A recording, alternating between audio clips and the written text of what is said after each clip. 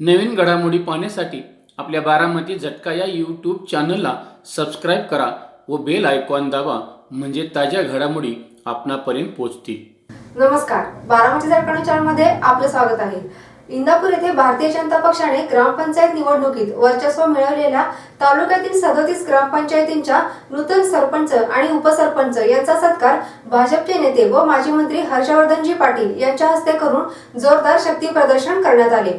इंदापूर तालुक्यातील जनतेने तालुक्यातील सत्ताधाऱ्यांविरुद्ध दिलेला हा कौल असून तालुक्यावर भाजपचे वर्चस्व असल्याचे या निवडणुकीत पुन्हा एकदा सिद्ध झाले आहे, असे प्रतिपादन हर्षवर्धनजी पाटील यांनी सत्कार सभेत बोलताना केले. तर याविषयी अधिक सविस्तर वृत्त पाहूयात. इंदापूर येथील शाह सांस्कृतिक भवनामध्ये भाजपच्या वतीने तालुक्यातील नूतन ग्रामपंचायत पदाधिकाऱ्यांचा भाजपचे नेते व माजी मंत्री हर्षवर्धनजी पाटील यांच्या हस्ते सत्कार करण्यात आला. यावेळी इंदापूर तालुक्यात निवडणूक झालेल्या 60 ग्रामपंचायतींपैकी भाजपच्या ताब्यातील 37 ग्रामपंचायतींच्या पदाधिकाऱ्यांचा सत्कार यावेळी करण्यात आला. या कार्यक्रमाच्या अध्यक्षस्थानी पुणे जिल्हा मध्यवर्ती सहकारी बँकेचे संचालक आप्पासाहेब जगदाळे हे होते. या सत्कार सभेत हर्षवर्धनजी पाटील बोलताना म्हणाले, भाजपने जाहीरपणे दावा केलेल्या 38 ग्रामपंचायतींपैकी फक्त एका ग्रामपंचायतीचे पदाधिकारी आज येथे आले नाहीत. 37 ग्रामपंचायतींच्या नूतन सरपंच व उपसरपंच या पदाधिकाऱ्यांचा सत्कार येथे करण्यात आला असून काटी ग्रामपंचायतचे उपसरपंचही भाजपकडे आले आहेत. इंदापूर तालुक्यातील आगामी सर्व निवडणुका भाजपचे पदाधिकारी व कार्यकर्ते हे एकजुटीने ताकदीने लढतील व जिंकतीलही. तालुक्यातील कार्यकर्ते हे अनेक पिढ्यांपासून आमच्या बरोबर असून आमच्या बरोबर मानसिक नाळ जोडलेले आहे. त्यामुळे एकही कार्यकर्ता कुठे जाणार नाही, असे हर्षवर्धन पाटील यांनी स्पष्ट केले. यापुढे बोलताना ते असेही म्हणाले की केंद्रात पंतप्रधान नरेंद्र मोदी यांच्या नेतृत्वाखाली सरकार लोकोपयोगी कामे करीत आहेत. तसेच राज्यातील माजी मुख्यमंत्री देवेंद्र फडणवीस, प्रदेशाध्यक्ष चंद्रकांत पाटील यांच्या नेतृत्वाखाली भारतीय जनता पक्षाचा जनाधार वाढत आहे. इंदापूर तालुक्यातील नितीन गडकरी यांच्या माध्यमातून पालखी मार्ग व इतर रस्त्यांसाठी शेकडो कोटी रुपयांचा निधी मिळाला आहे. भाजपकडे तालुक्यातील 37 ग्रामपंचायती असताना विरोधकांकडे सत्ता असूनही फक्त 23 ग्रामपंचायती दिसत असताना त्यांनी 42 ग्रामपंचायती आणल्या कुठून, असा सवालही यावेळी बोलताना हर्षवर्धनजी पाटील यांनी केला. यावेळी हर्षवर्धनजी पाटील यांनी राज्य शासनाने शेतकऱ्यांची वीज जोडणी पूर्ववत चालू करावी अशी मागणीही यावेळी व्यक्त केली. यावेळी बोलताना पुणे जिल्हा मध्यवर्ती सहकारी बँकेचे संचालक आप्पासाहेब जगदाळे यांनी सांगितले की हर्षवर्धनजी पाटील यांच्या नेतृत्वाखाली आगामी सर्व निवडणुका ताकदीने लढवल्या जातील. हर्षवर्धन पाटील यांचे सर्व कार्यकर्ते एकसंघ आहेत. ग्रामपंचायत पदाधिकाऱ्यांनी विकास कामासाठी सर्व मदत केली जाईल. यावेळी विलासराव वाघमोडे, बापूराव शेंडे, श्रीमंत ढोले, कुंभारगावच्या सरपंच उज्ज्वला परदेशी यांनी आपली मनोगते व्यक्त केली. या कार्यक्रमाचे प्रास्ताविक भाजपचे तालुका अध्यक्ष शरद जामदार यांनी केली. या कार्यक्रमाचे सूत्रसंचालन रघुनाथ पनाळकर व कैलास कदम यांनी केले, तर आभार शहराध्यक्ष शकील सय्यद यांनी मानले.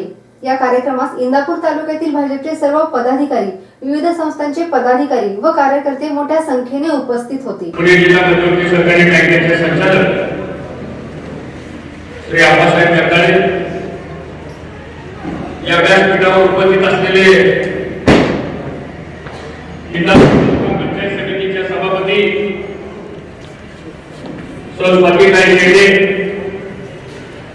उपसभापती संजय देहाडे, तेरा भीमा सरकारी साखर कारखान्याचे चेअरमन आमचे सरकारी लालासाहेब पवार, व्हाईस चेअरमन कांतीलालजी झगडे, तिथं उपस्थित असलेले आमचे ज्येष्ठ सरकारी मारुती अण्णा वनवे, उदयसिंह पाटील, विलास बापू वाघमोडे, दूध संघाचे चेअरमन मंगेश पाटील, अर्बन बँकेचे चेअरमन भरत शेठ शहा, मुकुंद शहा, गोलेसर, इथं उपस्थित असलेले वाहतूक संस्थेचे चेअरमन, त्याचप्रमाणे जमलेले सर्व संस्थांचे उपस्थित पदाधिकारी, जिल्हा परिषद पंचायत समितीचे उपस्थित सर्व सभासद, आलेले सर्व मोठ्या संख्येने जमलेले सर्व पत्रकार आणि ज्या नवनिर्वाचित ग्रामपंचायत यांचे सदस्य, उपसरपंच, सरपंच यांचा सत्कार करण्यासाठी आलेले सर्व सत्कारमूर्ती बंधू भगिनी आणि उपस्थित माझ्या तरुण सहकारी मित्रांनो, आजचा दिवस इंदापूर तालुक्याच्या स्थानिक स्वराज्य संस्थेच्या दृष्टीने एक आनंदाचा आणि उत्साहाचा दिवस आहे. कारण ज्यांना ज्यांना आता पेटे बांधलेले हे सगळे चेहरे जर बघितले तर 18 वर्षापासून 35 वर्षापर्यंतच्या वयोगटातले बहुतांशी सगळे नवीन सदस्य हे ग्रामपंचायतीचे आता कारभारी झालेले आहेत आणि म्हणून जाहीरपणाने आपण सर्वांनी टाळ्या वाजवून त्यांचं मनापासून स्वागत करावं, त्यांना शुभेच्छा आपण द्याव्या आणि येणाऱ्या पुढच्या 5 वर्षाच्या काळामध्ये ग्रामपंचायतीच्या माध्यमातून त्यांना खूप विकासाची कामं आपल्या गावामध्ये करावी या भावना देण्याकरता आपण एकत्र जमलेलो.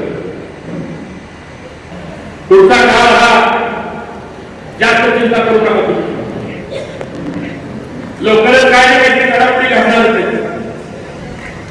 त्यांनाही माहिती आपण 5 वर्ष काही शिकत नाही आणि केंद्रामध्ये तर दिल्लीला सत्ता आपली चिंता करायची काही कारण नाही.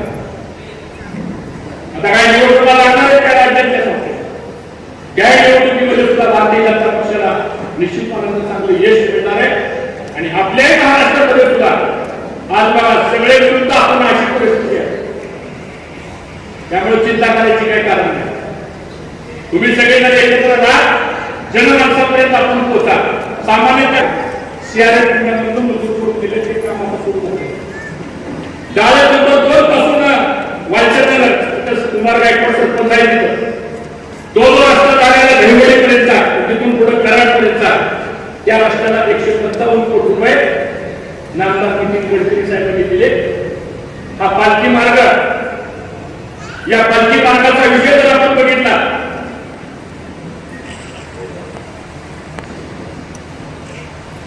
तर पालखी मार्गासाठी आता जवळजवळ आपल्या तालुक्यामध्ये 450 कोटी रुपये तुम्हाला चौपटीने मोबदला कुणी दिला?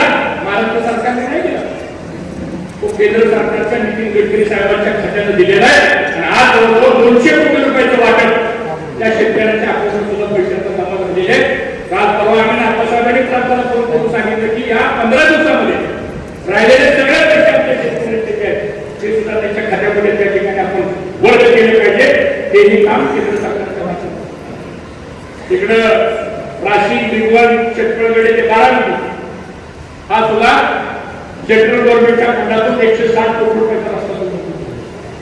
मी सांगण्याचा उद्देश असा आहे की आता 7,000 कोटीचा पालखी मार्ग याचं काम आता सुरू होत आहे. त्याचं ग्लोबल टेंडर झालेलं आहे आणि मला वाटतं पुढच्या 1 महिन्याभरामध्ये त्याही कामाला सुद्धा या ठिकाणी सुरुवात होणार आहे.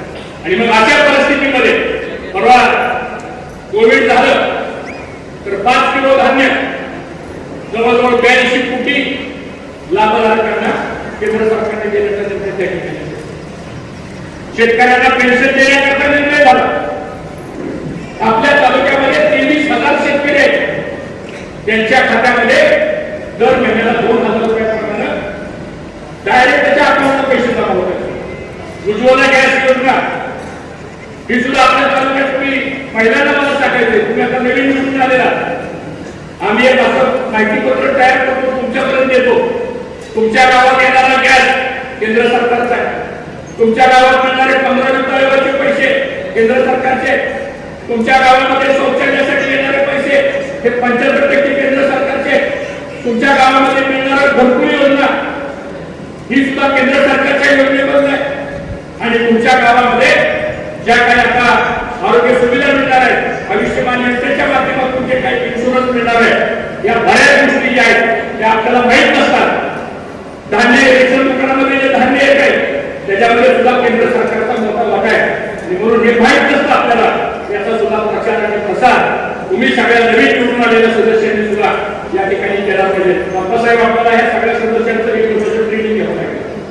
आपण लवकरच या पुढच्या 15 दिवसामध्ये काही यशदामध्ये काही वक्ते आणि काही सीओ म्हणा किंवा असे काही ग्रामीण विकास विभागाचे काही अधिकारी आहेत आपल्या परिचित अधिकारी ज्यांना बोलू आपण आणि 1 दिवसाचं शिबिर आपण वर्कशॉप त्याला म्हणतो आपण. त्या सगळ्या सदस्यांना बोलू, कारण सदस्यांना माहित असतं तुम्ही मालक आहे ग्रामपंचायतीचा आणि ग्रामसेवक हा तुमचा सेवक आहे. झाले काय त्या ग्रामसेवकाची पिशवीच आपल्या हातात असते, तो पुढे आणि सरपंच मागवतो असं नाही. तो चालणार आपल्याला, तो सेवक आहे, तुम्ही पदाधिकारी आहात. तुम्हाला या सगळ्या गोष्टीची माहिती माहिती होणं आवश्यक आहे. आणि म्हणून इथं सगळे पदाधिकारी उपस्थित आहेत. पंचायत समितीला मला सांगायचे, सभापती उपसभापती आणि सगळ्यांना, की तुम्ही सुद्धा आता सगळ्या ग्रामपंचायतचा गाव भेटीचा दौरा करा. जावा लोकांच्या मध्ये पंचायत समिती कशा करताय, जावा तुम्ही एक आठवण दहा गावाची तयारी करा. गावामध्ये जावा, सदस्य बोलवा, ग्रामस्थ बोलवा, तिथला विस्तार अधिकारी बोलवा, तिथला शिक्षक बोलवा, तिथला ग्रामसेवक बोलवा आणि चर्चा करा की गावाचा विकास कसा करायचा आहे, आराखडा कसा करायचा आहे, कोणते रस्ते करायचे, कोणते बांधून रस्ते करायचे, गावाला काय पाहिजे आपल्याला, या सगळ्या गोष्टीचा प्लॅन आपण करा.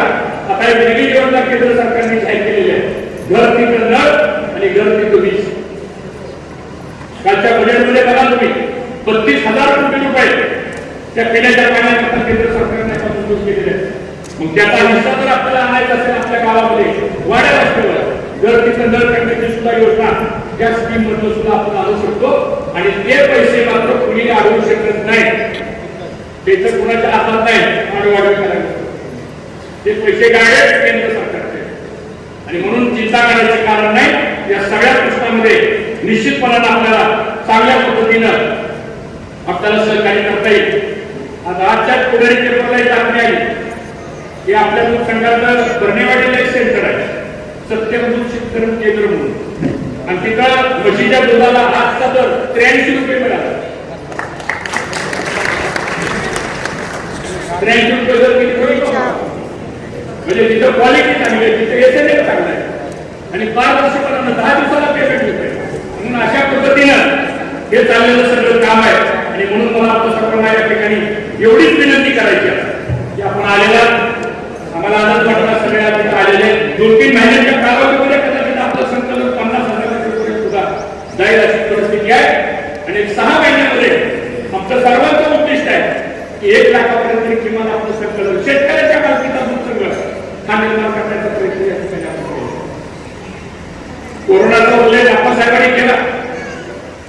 ठीक आहे, कोरोना होता, अजूनही आहे, काळजी घ्यावी लागेल आपल्याला. बरंच संख्या वाढायला लागली ही पण गोष्टी आहे, त्यापासून चालणार नाही आपल्याला. शेवटी आपल्याला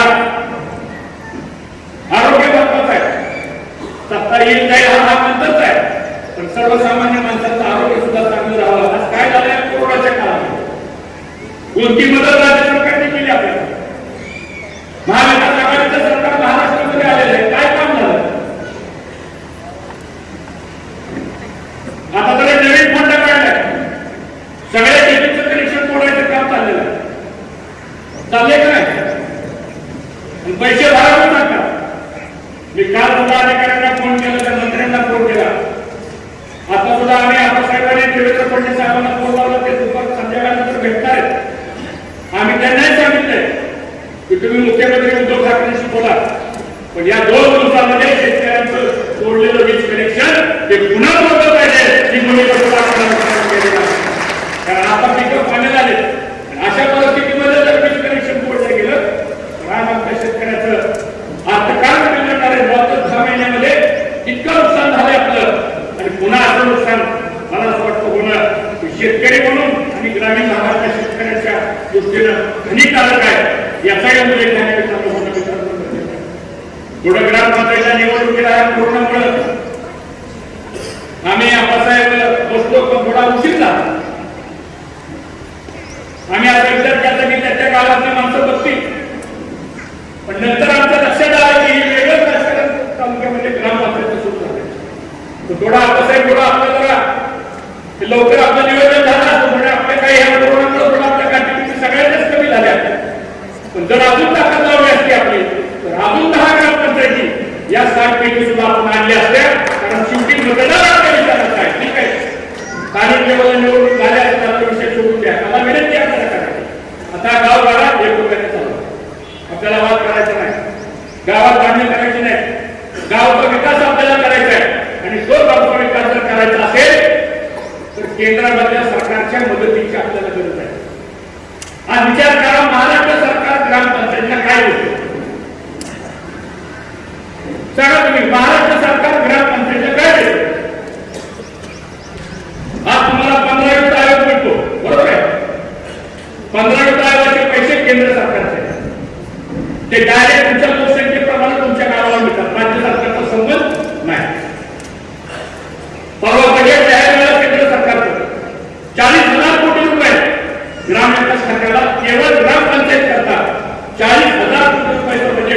जाहीर झालेलं आहे. मी आपल्याला खात्रीने सांगतो, आम्ही आप्पासाहेब सगळे देवेंद्र फडणवीसांना भेटू, आपली ग्रामपंचायतची यादी आपण घेऊन आप्पासाहेब आणि केंद्रीय मंत्र्यांच्याकडून विशेष निधी आपल्या या सगळ्या ग्रामपंचायत आणून देण्याकरता आम्ही प्रयत्न करू. पैसे केंद्रात आहेत, इकडे खाली पगाराला मागायचं. काय चाललंय तर राज्य सरकारमध्ये अनैसर्गिकरित्या स्थापन झालेलं हे सरकार आहे. ठीक आहे, आता तुम्हाला सत्ता मिळेल, आता त्यात आमचे काही गुन्हे मित्र आहेत. रोज अन्नमध्ये एका दुसऱ्या मंत्र्याचा फोन असतो ना. मी एका मंत्र्याला 2-3 म्हणलं, बाबा काय कसं काय चाललं? तो मला काय नाही म्हणला, हर्षवर्धन पाटील सकाळी उठल्यानंतर पहिल्यांदा टीव्ही बघतो आणि टीव्ही तर हेडलाईन काय नसते ब्रेकिंग न्यूज, तर मला कळतं की आपण मंत्री आज आहे. माझं वाक्य नाही, खासगी मला व्यक्त केलेलं आहे मंत्र्याचं वाक्य. म्हणजे त्यांनाही माहित नाही की आपली ही 3 चाकाची रिक्षा कुठं कुठं चालली, एक चाकी इकडं बोलते, एक चाकी इकडं बोलते. आणि आज या महाराष्ट्रामधला शेतकरी उद्ध्वस्त व्हायला लागलेला आहे. या महाराष्ट्रामधला तरुण वर्ग उद्ध्वस्त व्हायला लागलेला आहे. बरोबर आपल्या तालुक्यातली 10 मुलं आझाद मैदान उपोषणाला बसली. का बसली? आम्ही गेलो तर उपोषणाला भेटायला 2000 मुलं तिथं होती. एमपीसी मध्ये त्यांचं सिलेक्शन झालं. मराठा समाजाला आरक्षण दिलं, सरकारने 2% केलं, स्कीम मिळाला. ओबीसी समाज हा याला आपल्या सरकारने आरक्षण दिलं होतं. असं काही राजकारण केलं गेलं की ओबीसींना मराठ्यांच्या विरुद्ध भरपायचं. तिकडे एसटीला आणि एसटीला म्हणायचं की तुमचं आरक्षण तुमचं काढून घेत आहे आणि म्हणून स्वतःच करायचंच काय नाही. आज मात्र सगळ्या समाजातल्या तरुण वर्गामध्ये एक संशयाचं वातावरण या महाराष्ट्रामध्ये निर्माण होत आहे आणि म्हणून सामाजिक सलोखा सुधारणा निर्माण करण्याचं काम ते राज्य सरकारचं असतं मित्रांनो. पण ते काम सुद्धा या सरकारच्या माध्यमातून मिळत आहे. त्या सुद्धा निवडून आलं चांगल्या पद्धतीने. आणि आता तर 50% आरक्षण आहे. त्यामुळे आज सगळ्यांना संधी मिळालेली आहे आणि म्हणून तुमचा आनंद व्यक्त करावा. तुमच्या पाठीमागे तालुक्यातली सगळी शक्ती आम्ही उभा करणार आहे हे दाखवण्यासाठी म्हणून आणि कौतुक करण्याकरता म्हणून आजचा हा आनंद सोहळा आज आपण मित्रांनो या ठिकाणी आयोजित केलेला. आणि म्हणून ग्रामपंचायत ही समाजकारणाचं सगळ्यात महत्वाचं प्रभावी साधन आहे. कारण कुठलाही लोकप्रतिनिधी निवडून गेल्यानंतर त्याचा जनसंपर्क जो असतो तो माझ्या माहितीप्रमाणे ग्रामपंचायत इतका जनसंपर्क कुठल्याच प्रतिनिधीचा असू शकत नाही. कारण मतदार गावात असतात, तो प्रतिनिधी गावात असतो आणि रोज सकाळपासून संध्याकाळपर्यंत अनेक वेळा लोकांना आपल्याला भेटावं लागतं. अशा पद्धतीनं जनसंपर्कामध्ये ही निवडणूक असल्यामुळं आज आपल्या सगळ्यांना मनापासून धन्यवाद देतो. तुमच्या सगळ्या तुमच्या कार्याला आमच्या सर्वांच्या मनापासून मित्रांना या ठिकाणी शुभेच्छा. आता चर्चा तालुक्यामध्ये की हर्षवर्धन पाटलांच्या आप्पासाहेबांच्या विचाराच्या ग्रामपंचायतीचे उद्या दुसरा कार्यक्रम होणार आहे तिकडे ग्रामपंचायतीचे पत्रकारांचं लक्ष लागलं. तिथं काही आम्ही ऑडिट करायला बसलेलो नाही. पण आज इथं सगळे जमलेले सगळे सरपंच आहेत. मला अभिमानानं सांगावं वाटतं की आम्ही आरोग्य ग्रामपंचायतचा दावा केला होता. पण आज इथं आलेल्या सरपंचाची संख्या पाहिल्यानंतर 37 ग्रामपंचायतचे सरपंच आज या ठिकाणी उपस्थित आहेत. एक सरपंच आला नाही त्याच्यावर दबाव आला पण 2 उपसरपंच गाठीगावचे उपसरपंच आहेत नाही कुठे माने असवर करा अगरवाडी डेप्युटी सरपंच आहेत का नाही निवडलेले डेप्युटी सरपंच आहेत का. आता हे काय आपल्या यादीमध्ये गाव झालेली करते सगळा हिशोब जर आपण केला तर निर्विवादपणे झालेल्या 7 ग्रामपंचायतच्या निवडणुकीमध्ये 60 ते 65% लोकांचा कौल हा भारतीय जनता पक्षाच्या विचाराच्या बरोबर झालेला आहे. याचा आम्हाला सर्वांना मनापासून आनंद आहे आणि म्हणून तुम्हाला सर्वांना आमच्या मनापासूनच्या शुभेच्छा. काम चांगलं करा. पितांना आप्पासाहेब बोलले, निलेश देवकर बोलले, एक गोष्ट तरी की काय माणसं कामानिमित्त कुणाकडे गेले तर ते काम राहतं बाजूला. तुम्हाला काम सांगायला आलं मग तुला जर काम करून घ्यायचं असेल तर आमच्या पक्षात ये. मित्रांनो, ही लोकशाहीला घातक बाब आहे. हा इंदापूर तालुका स्वर्गीय भाऊंच्या विचारानं बांधलेला हा इंदापूर तालुका. भाऊंनी 50 वर्ष या तालुक्याचं नेतृत्व केलं. कधी विरोधी पक्षाला संपवण्याची भाषा आपण कधी वापरली. तुम्ही आम्ही सर्वांनी आम्हाला संधी दिली, 20 वर्ष आम्ही मंत्री होतो, आम्हाला बरोबर होते. पण आम्ही कधी कुठल्या ग्रामपंचायतच्या निवडणुकीमध्ये मंत्री असताना, आमदार असताना सुद्धा एक साधा फोन सुद्धा कुठल्या मतदाराला जाहीरपणाने सांगा कोणी की आमचा फोन तुम्हाला कधी आलता का म्हणून. पण आज उद्याला इंदापूर तालुक्यामध्ये अवती गावची निवडणूक आहे, गावपर्यंत गाव करणार नाही.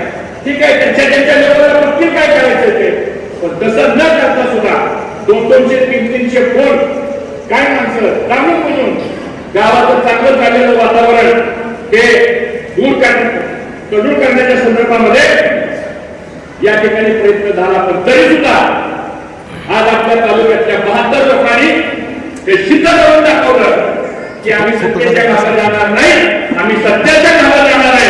म्हणजे आपल्या सत्याचा आणि म्हणून आज आपण सर्वजण एकत्रित जमलेला. मला आपल्या सर्वांना 2 गोष्टी काबू केला त्या ठिकाणी सांगा.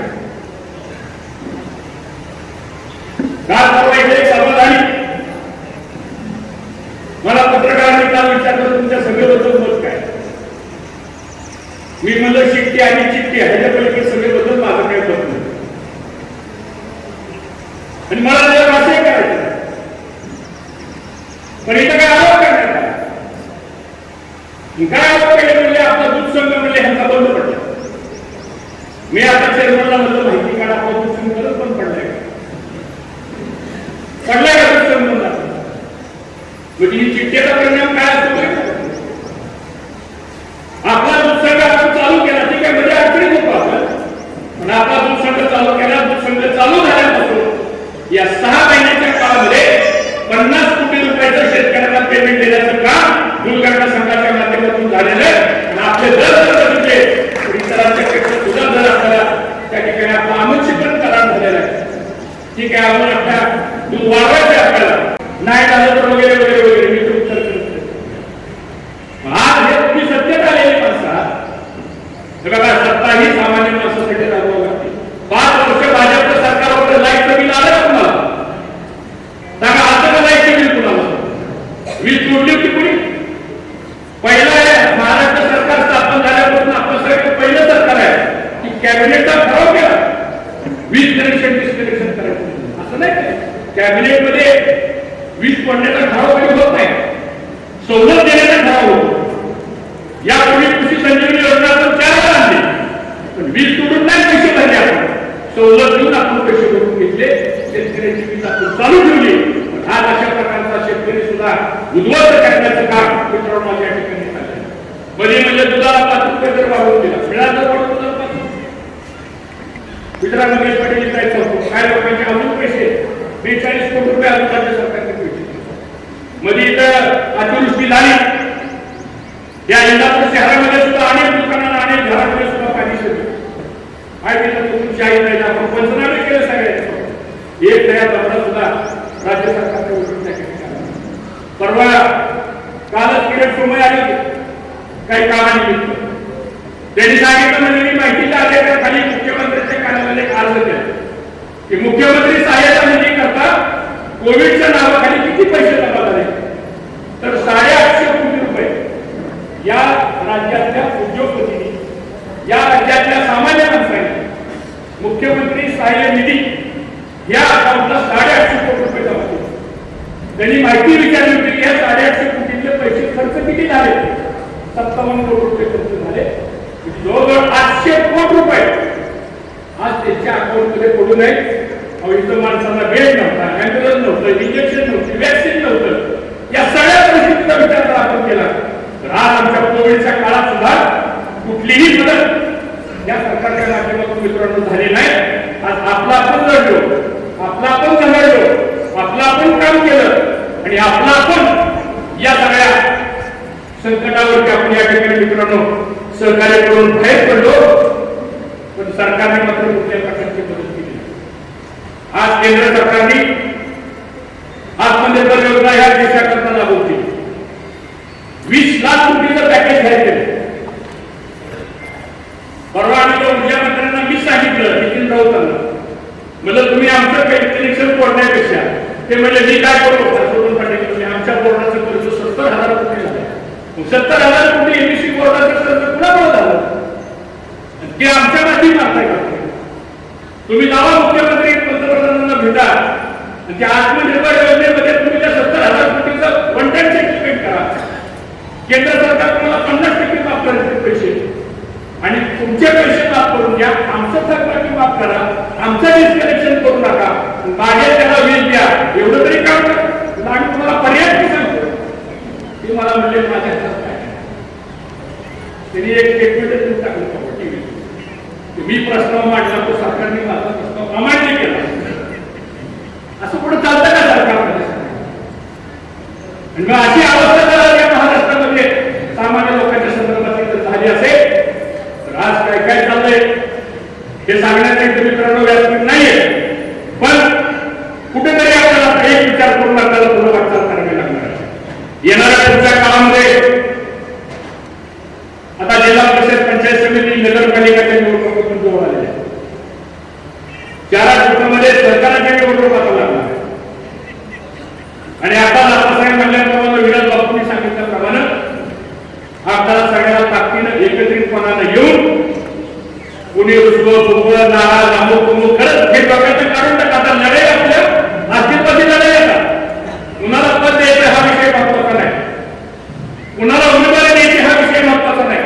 पण आज इंदापूर तालुक्याच्या सामान्य माणसांची गरज काय की आपण सगळ्यांनी एकत्र राहिलं पाहिजे आणि ताकदीनं लढलं पाहिजे. उद्याची जिल्हा परिषद पंचायत समिती, कर्मयोगी कारखाना असेल, छत्रपती कारखाना असेल, जिल्हा बँक असेल, ज्या काही कुठल्या संस्था असतील, विकास सोसायटी असतील, त्या सगळ्यांच्या बाबतीमध्ये आपल्याला सगळ्या कार्यकर्त्यांना मला सांगायचंय आपण आता ताकदीने सगळ्यांनी या निवडणुकीच्या कामासाठी आता आलं पाहिजे, वेळ दिला पाहिजे, रोज बसलं पाहिजे, चर्चा केली पाहिजे, लोकांच्या समोर आपण गेलो पाहिजे. आणि पुन्हा एकदा हा इंदापूर तालुका ठीक आहे, कालच्या विधानसभेला फक्त 1500 लोकांनी आपला पराभव झाला. समोरचा गडी काठावर पास झालाय, पावसानं मिनिटून पास झालं. ठीक आहे, झाली निवडणूक, कमी पडलो आपण, कमी पडलो म्हणून काय आपण घरी बसतो. ठीक आहे, एखाद्या निवडणुकीमध्ये आपला धर्म म्हणून काय घाबरायचे कारण नाही. आज सुद्धा 1,12,000 पेक्षा अधिक मतदार हा आपल्या सगळ्यांच्या एका विचाराचा आहे. आणि मला असं वाटतं त्याच्या पाठीमागे उभा राहणं ही तुम्हाला सर्वांची जबाबदारी आहे. आणि म्हणून ताकदीनं या सगळ्या कामामध्ये आपल्याला पुढे जायचंय आणि त्या दृष्टीने आपल्याला वाटचाल करण्याची आवश्यकता आहे. विश्वासात घ्या, बऱ्याच गावामध्ये आपले उमेदवार पराभूत झाले असतील, त्यांना प्रभावामध्ये घ्या. बऱ्याच ठिकाणी काय काय 2-3 वर्षांना पराभूत झाले असतील, त्यांना बरोबर घ्या. ठीक आहे, हार जीत असतील, पण आपल्याला कुठेतरी आता एकत्रितपणा देऊन आपल्याला काम करायचंय. आणि म्हणून मला आनंद आहे की आज आपण सर्वजण एका ठिकाणी आलेलं. म्हणजे बऱ्याच अफवाल्या, बऱ्याच बातम्या आल्या, हा फुटणार, तो फुटणार, याला प्रवेश आहे, त्याला प्रवेश आहे. हे आता बसल्या बसल्या काहीतरी लोकांच्या भावना आणि गैरसमज करून देण्याचं काम काय होते का? काय लोकांना सवय असते अशा बातम्या पसरवल्याशिवाय आपलंही महत्व वाढत नाही. त्यामुळे असं काही घडणार नाही. आपली संघटना, आपले सगळे यंत्रणा, आपले सगळे कार्यकर्ते हे मनानं जोडले ते कमी पाहिजे. आपण म्हणाले ती गोष्ट खरी आहे. पदाकरता आणि सध्याकरता आपली माणसं जोडलेली नाही. आपली माणसं पिढ्या हे अंतःकरणाने जोडली गेलेली माणसं आहेत. आणि म्हणून हा एक विरोध तालुका असा आहे की या तालुक्यामध्ये अजूनही 4-5 पिढ्यापासून माणसं आपण एकाची ऋणानुबंध आपला आहे. मला असं वाटतं तो ऋणानुबंध घेऊन आपल्याला पुढे वाटचाल करायची आहे. चिंता करू नका. चढ-उतार आयुष्यामध्ये असतात. कुणी तांबडं आलेलं नाही आणि तांबडं असलं म्हणून काय सगळं कुणी घेऊन गेलं असंही नाही. फक्त आपल्याला कुठेतरी जागरूक राहिलं पाहिजे. एका विचाराला आपल्याला काम करावं लागणार आहे. आणि म्हणून थोडं आक्रमक केलं आता सगळ्या कार्यकर्त्यांनी प्रयत्न महाराष्ट्रात केले पाहिजे. उद्या जिल्हा बँकेची निवडणूक लागेल, उद्या कारखान्याची निवडणूक लागेल, उद्या गावच्या सोसायटीची निवडणूक लागतील. मला सर्व कार्यकर्त्यांना त्या ठिकाणी सांगतो पदाधिकाऱ्यांची जबाबदारी आता आहे. मग कोण कारखान्याचा डायरेक्टर असेल, कोण पंचायत समिती सदस्य असेल, कुणी एखादा माजी पदाधिकारी असेल, ह्या जबाबदारी आपल्या सगळ्याच आहेत. ठीक आहे, एकटे हर्षवर्धन पाटील किंवा आपण आमची जबाबदारी तर आहे. याबरोबर आपली सगळ्याची जबाबदारी आहे की बाबा आपल्याला आता हे सगळं गोळाबेरीज करून आपल्याला पुढे जायचंय. ही ताकद जर आपण एकत्र केली, ही यंत्रणा जर आपण एकत्र केली, तर 2024 पर्यंत सुद्धा वाट बघायची गरज नाही, परिवर्तन घडल्याशिवाय राहणार नाही. हे मला आपल्या सर्वांना त्या ठिकाणी सांगायचं. म्हणून पुन्हा एकदा आपण एवढ्या मोठ्या संख्येने त्या ठिकाणी कालच कार्यक्रम झाला आणि आपल्याला निरोप केला. नुसत्या व्हॉट्सअप मेसेजवर आज पदाधिकारी कार्यकर्ते सगळे आले. काही उशिरा सरपंच आले, मी बघितलं आता मला भाषण चालू असताना, तर त्यांचा पण सत्कार करायचा आपल्याला. ते म्हणायचे आम्हाला सत्कार बोलवलं आम्हाला कटाई लागणार आहे, असं काय होणार नाही. अजून बरेच पेटे आपल्याकडे काळजी करू नका. अजून कोणी आलं तर त्याच्यासाठी मी पेटे ठेवले आपण त्याची काही काळजी करू नका. पण या सगळ्यांचा मान सन्मान करावा, या सगळ्या प्रभावाला याच्याकडे एकत्र आणावं, म्हणजे एक सांघिक बळ त्याला म्हणतो आपण. आजच्या कार्यक्रमाची सर्वांनाच मिळावं या भावनेनं मी आपल्या सर्वांना या ठिकाणी मनापासून त्याचं कौतुक करतो. आपण सर्वजण आलात त्याबद्दल आपल्या सर्वांचा आभार मानतो. पत्रकारांनाही मला सांगायचं की वस्तुस्थिती काय ते बघून आपण आपली सगळी भूमिका या ठिकाणी मांडली पाहिजे. इथे जर 37-38 सरपंच आले असतील, मलाही 45 समजून सांगितलं बरं होईल, कारण 60 ग्रामपंचायत आकडे आहे. त्याच्यामध्ये जर समजा इथे 36-37 असतील तर मग शिल्लक 23 राहिले. 23चे 45 कसे होतात?